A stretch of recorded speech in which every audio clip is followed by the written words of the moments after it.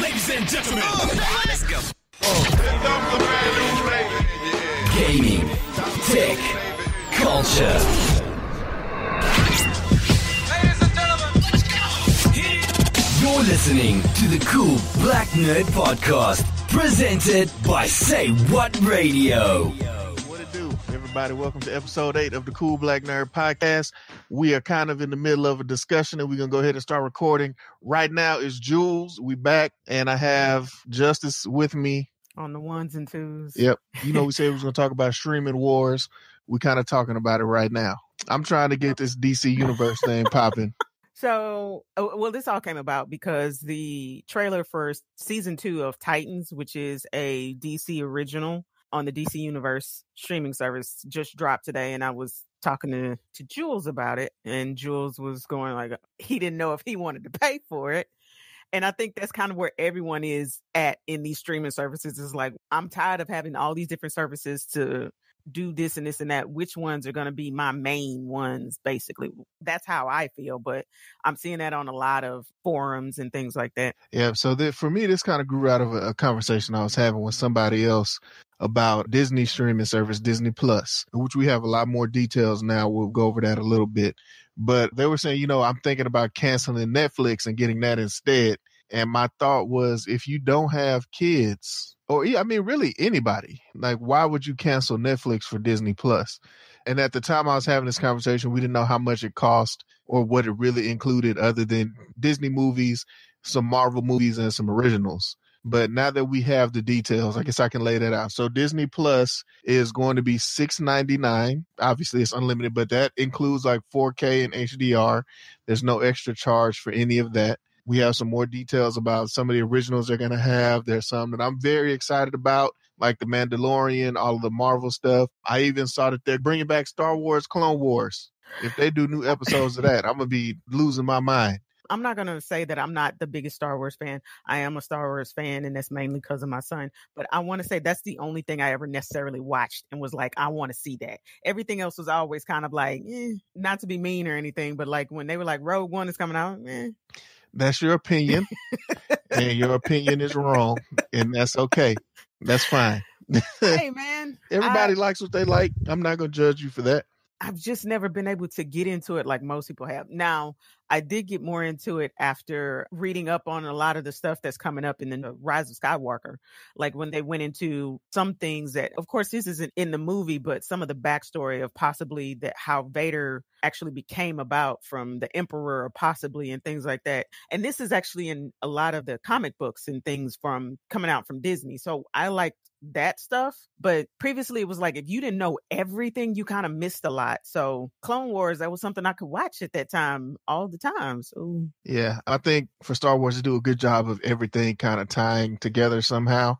But back to the topic at hand, Disney Plus. I think what we say, $7 a month is going to include all of those originals and things. Now this is the one that makes it a little tricky. $13 a month gets you Disney Plus, gets Hulu. It's the ad-supported Hulu, but it gets Hulu. And it gets ESPN Plus. And that's less than like Netflix's most popular tier. But this is how I see that going. Like everybody, not everybody, but some of the people I've talked to are seeing this as a either or proposition. I think the answer is both. I think it's both. I think you go with both. For someone like me, you probably go with both. Like I have very specific shows that I watch. I'm absolutely into sports. Most of what I watch can be found on ESPN, Hulu, what will be on Disney and Netflix. So for somebody like me, I could 100% get rid of cable or whatever other streaming service I have. Like in the past, I've had PlayStation View or YouTube TV. I could potentially get rid of those and for the most part be good with just those two. Yeah, I think most people will be as well, especially most of the households that have been set up for families, especially with the Disney stuff, all of that,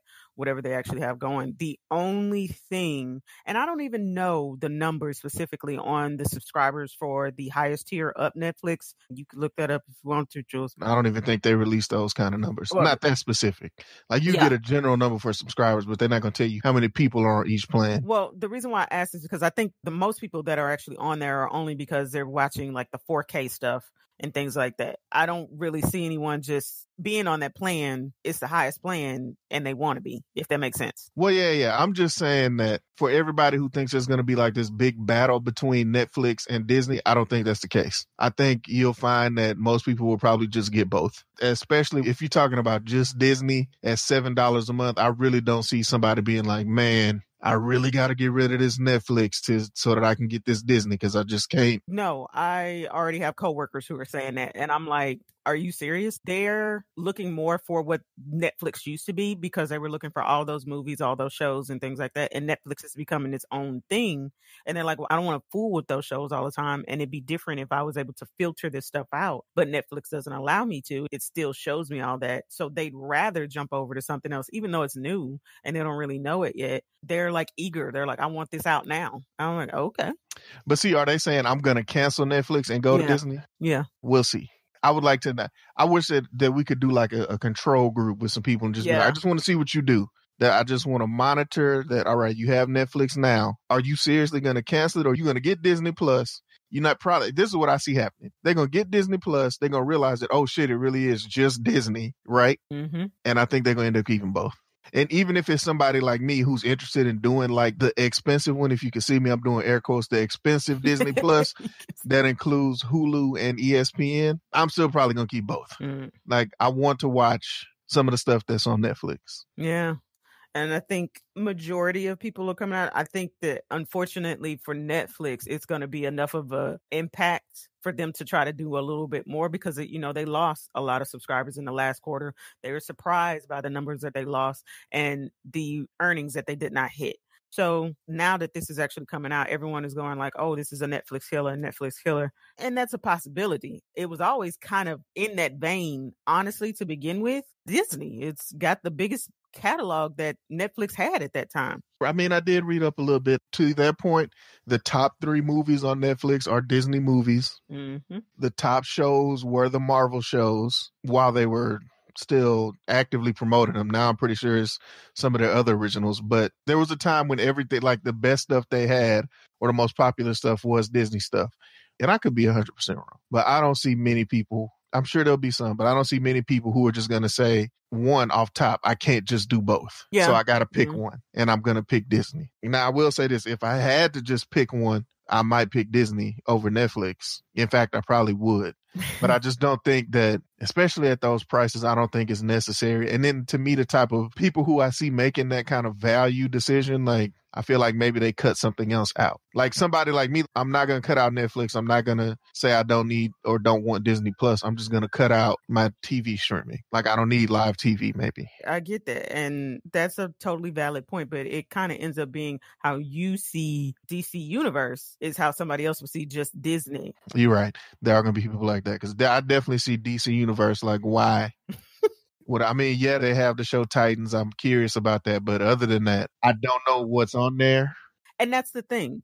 When it's a new service starting out, it's a little bit of a gamble in trying to offer some stuff. So, for instance, DC Universe offers the entire animated back catalog of Batman animated, some of the old Batman shows, the animated Justice League, and they even offer back catalogs of their comics as well. Some of the year one stuff. Now, they don't keep it on there all the time. It does rotate to keep it a little bit fresh and things like that to kind of compete with things like comic. I can never say it right. Is it Comixology? I can never say that right. But if you were to go on there looking specifically for shows and things like that, they only have 4 at this time. If you wanted to go on there looking for the newest movies that come out, like their animated movies, I believe like the Batman and Ninja Turtles movie that came out, it's not there yet. It's coming, but it's still not there. And that right there puts them at a disadvantage because people are still looking for the new content. It also does not help them that all of their new shows or their original shows come out on a weekly basis. Most people are used to binging stuff. And I get why they're doing it because they want you to come back, but that's not what people are used to. So it really just depends on what you actually set up and have to offer for the people in the beginning to kind of combat what they're used to right now. So if Disney comes out with all of these shows to start off, it's great. But if they're just using the old stuff that they had before, it's mainly just going to be parents who have their kids watching this in the background type stuff. Or they have the stuff that they were doing the same thing with Netflix Netflix, watching the old Office episodes, Friends, shit like that. They're not still doing nothing new. You're right. But to me, that's also like the reason people stick with Netflix. Like people who are watching those old episodes of Friends and everything else that's on Netflix that's not going to be anywhere else. I think that's how you end up with both. And then you're going to have a subcategory that ends up with almost all of it. For me, like, I can't really say that there's a lot of old stuff, like old shows that I watch on Netflix. Every now and then I watch Friends. But mainly, most of the stuff that I watch on Netflix now is the old Netflix shows, for the most part. I think Netflix has done a good job with a lot of their originals, like getting people to get hooked on those. I think they need to cut back. Oh, they definitely are now. They've said that. Yeah, they need to cut back on it because there's a lot of them on there that are trash. Yeah. At one point in time, Netflix was consistently just everything that came out was like, you like, shit, okay, I like this. Then it started going like, what the fuck is this? Are you serious? You put out another one just like the last one. Come on. So yeah, you're right. I want to say the last all I can say is you're right. 6 months or so, it's been kind of hit or miss in some of the stuff that they've been doing. But I will say, when those hits come, you like, damn. Yeah, you're right. And I'll admit this too. Some of the trash shows I'll be watching. Really? Like what? They got some cooking show on there where it's like, oh, Nailed It. Yeah, Nailed It, man. Yeah, that show is so bad and funny so and addictive. Like, I can't stand the host. I love her though. I can't stand nothing silly, about. But I can't stand nothing about that show. But it's funny. Them people can't cook at all. It's like they can't even read the instructions. Like the instructions are right there on the table, and they just can't get it together, man. They stuff. Oh my goodness! But the host, she sounds like some sort of like cartoon or something. She got to, because everything else about the show is ridiculous, so she got to be over the top. Oh, man. So even like they trash shows, like I think we both agree that objectively that show is actually horrible, but it's so bad that you got to watch it. That's true. So yeah, and also we haven't talked about it much. DC again has a streaming service. At the moment, I cannot see myself paying for it. Hopefully I can get a trial version and we'll see what's available on here. And I'll let you guys know. Hey, I can't see myself paying for DC Universe. Wow. Why? I mean, I couldn't at the time. Now that I've had it for a couple of days, it's actually all right. I mean, DC doesn't have the best track record with movies, and that's kind of what I was basing my decision off of. But the TV show Titans, pretty fucking good. Yes, it is. Their animated movies are really good. Yeah. Yeah, I think that it's actually pretty good. How much is it? I believe it's $7. $7 a month. I believe, yeah. Okay. And I know you can like go in and read comic books and stuff like that. I haven't read the comic books, but that's in there. So that's a bonus. Yeah, you can read comic books. It actually has encyclopedia of DCU characters from like year one. One thing that I do like a lot about it is kind of the alternative to, I can never say this right, so forgive me, but Comixology, I think that's how you say it, where they have something similar to that, but this allows you to be able to watch these shows, watch these old movies, and a lot of year one stuff, and they'll rotate the content, which is good. Also, they have giveaways. They have the forums where you can talk to other DCU members and DC Universe members. I don't want to say DCU is like the actual movie verse type thing. And they have polls and all kind of stuff. And some of the stuff is actually taken into account when doing, since this is a new service, when doing any type of upgrades or stuff like that with the service, which I think is kind of cool. Okay. A lot of people, they don't, they'll ask for your feedback. They don't do shit with it. Yeah, it's cool that you can actually see the feedback being used. It's much better than I expected. Granted, my expectations were kind of low. I'm going to be honest. Oh, that's messed up. They were. It met my expectations. So yeah, great for you, DCU. Also check out Swamp Thing. I haven't actually watched Swamp Thing. Well, yeah, just Titans, finish that, and then check out Swamp Thing. Doom Patrol is good too. So actually, I'm not going to lie. All the shows are pretty good. I mean, well, it's only 3 shows anyway. Yeah. so it's 3 for 3 so far, I guess. All 3 of the shows are good. So I was concerned that it wasn't going to be a lot of content, and I was pleasantly surprised. I mean, I know DC always had good animated movies. I guess I just didn't realize there were so many. And they also have like their animated series are back on there. Like Batman is there. Everybody remembers the dope ass Batman cartoon when you growing up. That's on there. So, and Batman Beyond as well. So they have the Batman animated and then the Batman Beyond, which honestly I like Batman Beyond better, but both of them are good. Yeah. So yeah, definitely a good amount of content. It looks like they new stuff gets added pretty frequently. You know, I just recently saw that Batman Hush movie. I saw some people say that wasn't the best. I enjoyed it. Yeah, I thought it was good. That's all I can say about it. If you have time, go check that out. So DC Universe. That's all I have to say. Pleasantly surprised. So is that a cool black nerd recommend? Yeah, I can recommend that. Yeah, all right. Most definitely, especially if you can get a free account. So terrible. Nah, but yeah, I do recommend it. You should go pay for it, for sure. Anyway, the Iron Crown thing. Yeah, see, it's bad. It's just all bad. Oh, my goodness. It's bad. Speaking of something that I wouldn't recommend or is not cool, black nerd recommended. The Iron Crown event within Apex Legends, which is a Respawn Entertainment development, but I believe a EA-owned studio, if I'm not mistaken. Yep. When the game launched, the response and reviews of it were pretty much great. You know, it came out of nowhere. People were like, what is this? And they thoroughly enjoyed it. Yep, it was free to play. You know, they had microtransactions just like play games. They had like a little seasonal battle pass thing, but they didn't have anything that was too egregious. Everything was kind of reasonably priced, or it made sense, especially because the game was free and it was still a good game. Mm-hmm. They ran into a little bit of trouble. Like, it didn't seem like they were updating the game frequently, which they definitely weren't. But their reason behind it was, hey, you're trying to work on this better, be better about, you know what, but be better about being in the industry. We don't want to have what they call crunch time all the time, having people work all these extra hours, being away from their families, trying to rush and get content out. So they just kind of told everybody to be patient. New things were coming. And it was actually all kind of well received. Like, people understood that, you know, things kind of need to change in the video game industry. And it seemed like they were doing it with this game. Seemed. Seemed, because it still is EA. And shit's got to go down the way EA likes for it to go down. Yeah. So the Iron Crown event. It kicked off with a lot of fanfare. A lot of people were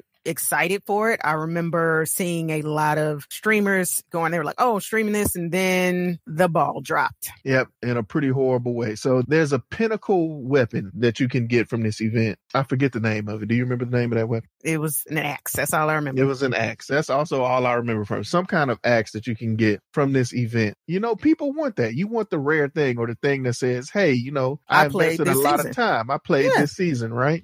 So the way you get this axe is you spend $250 and it's yours. Or if you optimize, it's what, 170? Yeah, 100. Something like that. So they decided that you have to collect all of the items from this event. And the way that you collect those items is you buy them. Like, you really can't get it any other way. They're in loot boxes, which is sort of a problem in and of itself, but you can only get 2 loot boxes from just playing the game. Like, after you get those first 2, you still got another, I think, 23 items to go. Mm-hmm. Like, I think there's 25 items. And after you purchase those 25 items, your reward is you get to also purchase the axe for another $35. Mm-hmm.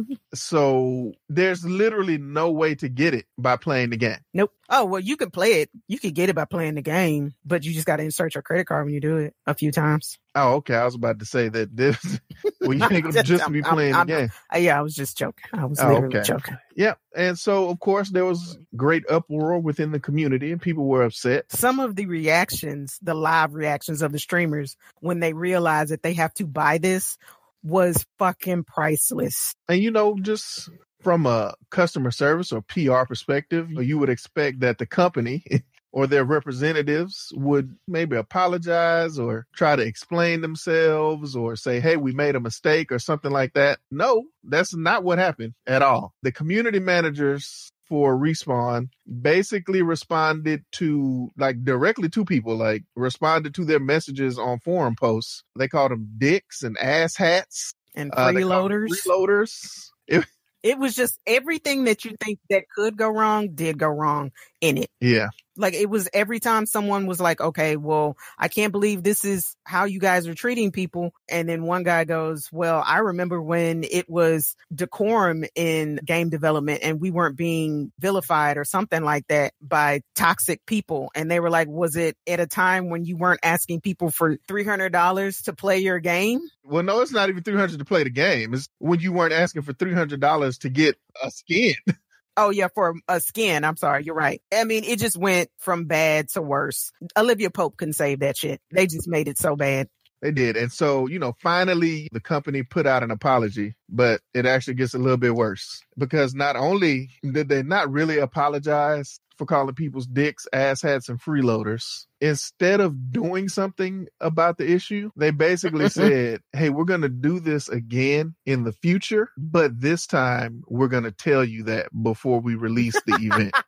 Like, that's their solution, is to just say, hey, instead of just springing it on you, we're going to explain to you that it's going to cost about $250 next time. So budget and so deal go with ahead. it. Get ready to save your money because we already told you it's going to be $250. So yeah, ladies and gentlemen, this is not the kind of game that you need to, don't support this. No. Don't spend your money on stuff like this. At all. I really want you to not even play the game at this point. But if you still are and you're having fun and you're not participating in that, that's good. That's fine. That's cool. Just don't buy that shit. Yeah, please don't spend money on stuff like this. And also, this is not the only company that's doing this. I know you and I talked about flying, but 2K Sports is getting into some trouble for essentially having a casino in NBA 2K20.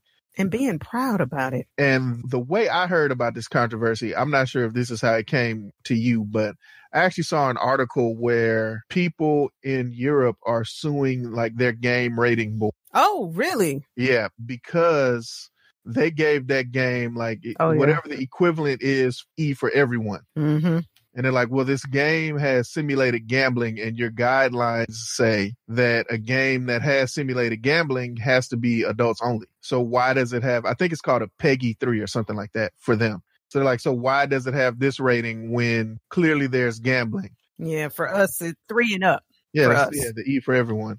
And it's kind of the same thing because we also have guidelines about having simulated gambling. And the response from the European Games Rating Board was essentially that, hey, we reviewed the game. It didn't have gambling in it. And we don't see how this is simulated gambling. At that point, I think that's when someone said, well, if you look at the commercial that 2K put out, there's slot machines. You have to pull the handle on the slot machine. You have to use money to win things. So looks like simulated gambling to me. And I don't think there's been a response yet. Because I think what happens is it's kind of like what is done for most entertainment boards and things like that. They put out something that was beneficial for them to get the rating that they wanted, and then they released what they wanted. So what they really wanted anyway.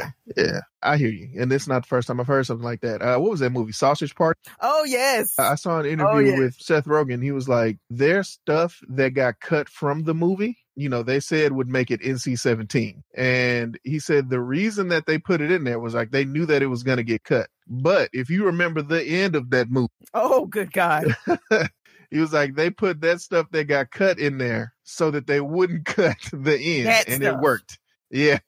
Which is so sad.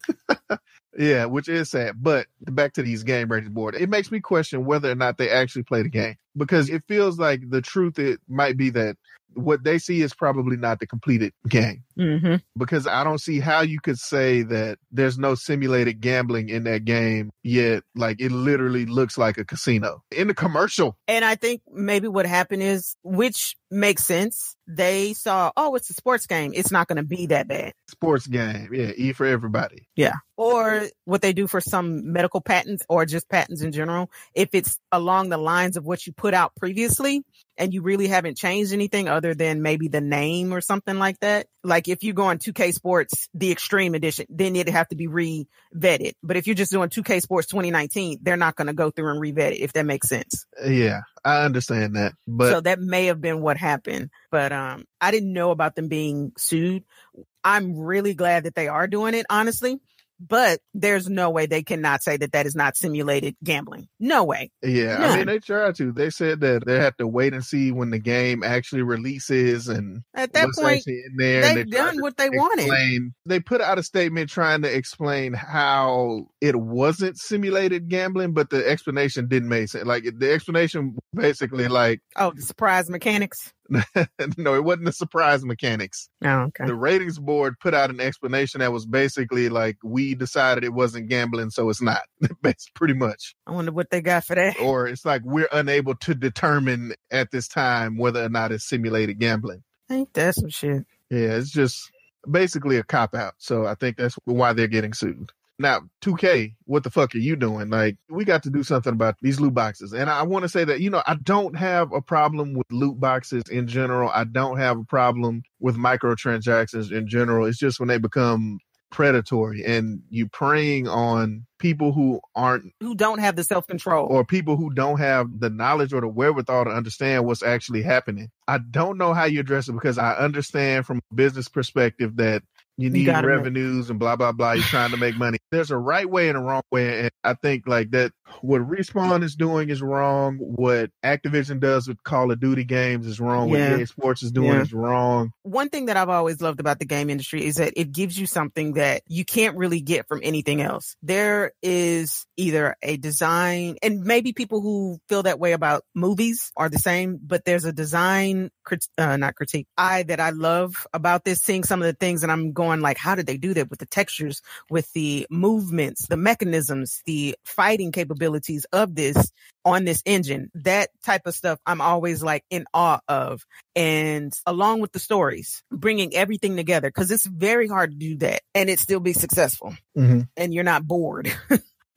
So I've always loved gaming for that. For them to go take that and then try to pull in people who wouldn't necessarily game for that, whatever reason, just to get rich off of, like that. I'm sorry, but it seems like a drug dealer type thing. Yeah. It really feels very tainted and icky, and it makes me wonder, like, what else are they going to do? Like you said, I get that you want to make money, you want to, have longevity, but it wasn't like the previous model wasn't working. That's what I don't understand. It's just that you saw the gaming industry, the mobile gaming industry, blow up significantly off doing this type of stuff, and you just wanted to copy it. It's not that the other stuff wasn't working, that you weren't making money. It's just like, oh shit, they made more money. Yeah. Like, for real? That's what makes it seem really kind of so fucked up to me. Yeah.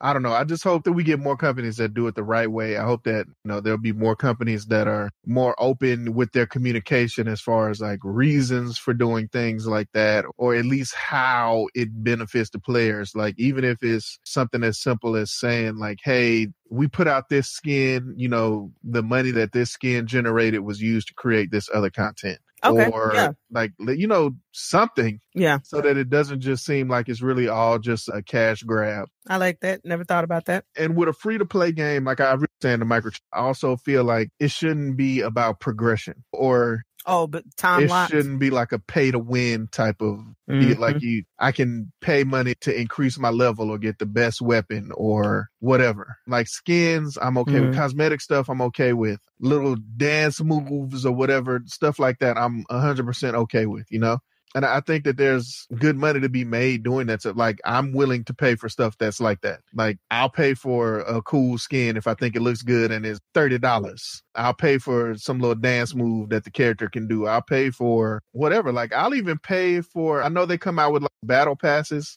which is basically like a season of content. Like, I think that that's okay to pay for because that's optional. I can still play the game. I don't have to get that unless I just want to get the stuff that's associated with that season or that battle pass, right? And if I don't want it, I don't pay for it. I don't get it, but I can still play the game. You're not locking me out of activities or anything. It's just some cosmetic content that I'm not going to get, or like some story content that I won't have access to. Yeah.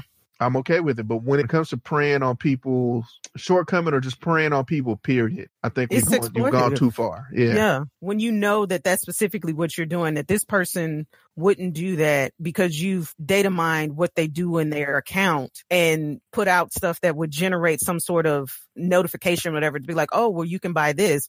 It's just like, seriously. Or this is the thing that pisses me off, because there is a patent on this, and I'm not sure if it was actually put into play, but it kind of seems like that if you play games in some instances. So what they do is they put you in a lower tier. So if you're playing an MMO, they put you in a lower tier, you whoop someone's ass, and you're just like, oh yeah, I'm good. Then if you get into the next match, they will match you up with someone who is significantly higher in power and skill than you. They whoop your ass. And once it's done, something will pop up and say, hey, this person was using this particular gun. If you want to be able to move and win like they did, why don't you think about purchasing this or skill points towards it? Something like that. Oh, wow. Okay. So you then purchase it. They will then put you back into a lower tier. You whoop someone's ass and you think that now, oh, I got this gun. That's why I'm winning.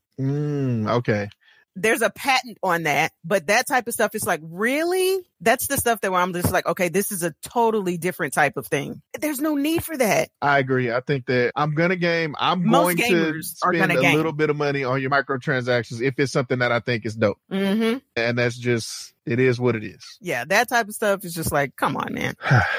One thing about gaming that I have come to love is that it is becoming something where people can invest in. So a guy, I forgot where I want to say this was Florida, but don't quote me, but he took a 1990 Nintendo cartridge to a I don't want to say card seller, but I guess a gaming store or whatever. And it's a specialty store. They deal in, I don't want to say antiques, but older games, Jaguars, things like that. Just kind of the top tier stuff that you can't necessarily find like on eBay or whatever, or whatever. Right. So he brings this in just thinking that he's just going to get like, a little bit of money from this and just, went about it. What turns out is that he had one of the rarest cartridges out there. It's a world championship. I forgot what you call it. Kind of like that track and field type thing. I got you. I know what you're talking about. Yeah. It was actually, yeah. I can't think of the name of that either, but it's basically the exact same game, but a different name. Yeah, and it has all these games actually time stamped on there. And it's just this large collection of games and it's super rare. So he brings it in, they look at it, they authenticate the cartridges and everything. And they're like, okay, so we'll give you 13 grand for it. The dude is like, what?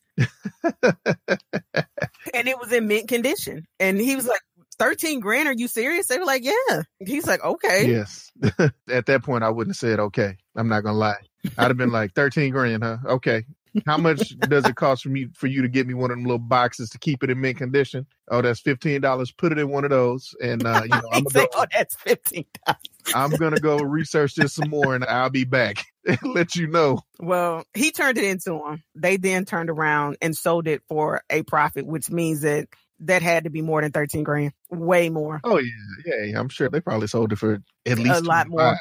They probably doubled up on it, which I mean, hey, they have access to the market that he probably didn't. So that's cool. That's good. That's good news. I'm glad to hear stuff like that. I thought that was really cool. Another thing that happened, we go from dark to good, but this is another dark thing of it. But the world champion Bugga, I cannot remember his actual real name. It was the 16-year-old kid who won the Fortnite World Championship a couple months ago or so. Overnight millionaire. Pretty much. He was actually live swatted on his stream about a couple weeks ago, which is one of the dumbest things I've ever heard of. I still can't believe that this is a practice within the community. If you don't know what swatting is, it's essentially where someone will they kind of data mine the information of the streamer to get their IP address and their address information specifically, and then send emergency personnel there. It's not emergency personnel. Well, like you tell them that it's a drug house or whatever they can come up with to get a SWAT team to come and like kick the doors in a house. Yeah. And that is a fucking ridiculous thing to do to people. Someone was actually killed that way on a live stream because the SWAT team like kicked the door down. He's in there, the sound all the way up. It sounds like gunshots. So they kicking the door in and came in guns blazing and actually killed the guy. So that's fucking stupid. It's stupid. Can't understand why anybody would want to do. But unfortunately, it happened to this young man. No one was hurt. And he is now in the process, or he has upgraded his stream to, better handle that type of stuff and hide his information when he's streaming, which shouldn't even be a thing. It's just ridiculous. I don't know, man. People are sick. I can't say that it's gaming people, but that there's some people in games that are like this, but it's just sick, man. There's sick people out in the world that have too much time on their hands. And what's really sickening about it is you have the wherewithal and intelligence to hack somebody's information and you sitting around doing this with that ability. Like, that's what I really don't understand. Like, you could probably have a nice career for yourself doing something that's actually useful and not harmful to people. Yeah. Contributing to society, not being a trash ass. Yeah, I guess that's your advice. Cool Black Nerd Podcast advice of the day number 2. Don't be a trash ass. Number one, don't contribute to these predatory practices that these game companies have. And number two, just don't be a trash ass person. Yes, please don't. Before we go, unless you have something else you want to talk about. Now, what you got? What's up? Want to give a shout out and a congratulations to Stranger Comics. They have released a new storyline within the comics for Niobe, if I'm not mistaken. I forgot the name of it specifically, but if you go to their Instagram page, which is Stranger Comics, you'll be able to see and also click on the link in their bio and order the latest edition of it. I thought that was really cool. This one is Niobe, She is Death, I think. There's actually two stories. I think the other one is, continuing the story of the stranger. This one's The Untamed. I'm not sure what the subtitle is, but I'm finally starting to pick up what they putting down with it. Like, it's more than just Niobe. It's an entire world. It's an entire world. Yeah. So the stranger, his series is called The Untamed. Niobe is, She is Life. Now they have She is Death. There's another character that I'm really interested in, Essessa. She's a vampire, and I think that's going to be very interesting. I'd like to see how she interacts with the world. She was introduced in one of the stories from The Stranger. Ooh. Dushu, and they also have Arathun, who's a door with an axe. People love doors with axes, so he makes it happen. Congratulations to those guys. I've already supported. Hopefully you guys will go out and support as well. Yes, please do. Tell them the Cool Black Nerd podcast or say what radio sent you. Yeah, that'd be pretty helpful. All right, so cool. That's what's up, guys. I think that's the end of this episode. This is episode number 8. I know we had a little controversy that may have gotten cut from the recording about which episode number it was. Well, because it is 8, because we did do a quickie, but I counted that as a half. Okay, well... Whatever. This is episode number 8. The next one is going to be episode number 9. Go, interact with us on social media. We are on Facebook, Instagram. We are getting those pages together, and we would like to hear from you. Interact with your people. We'll hit you back with comments and feedback and all that sort of stuff. Send us some DMs as long as it's nothing ridiculous. We might respond to that. Please. Keep, certain things to yourself. People don't. Keep it PG. E for everyone, people. Yep. E for everyone. And we don't mean E for everyone like European game board. We really mean E for everyone. But yes, also the biggest compliment you guys can give is to share, review the podcast. I know sometimes we do get, if I'm not mistaken, I think we got one review on, I think it's iTunes or was it Deezer, one or the other. And that was greatly appreciated. But to get us up in the stats, people, review. Even if you don't like it, just be like, that's good feedback for us. We'll change up some stuff, add some stuff, whatever. Just get us out there to the masses, people. We need the support. All right. Thank you guys for listening. We'll catch you next time.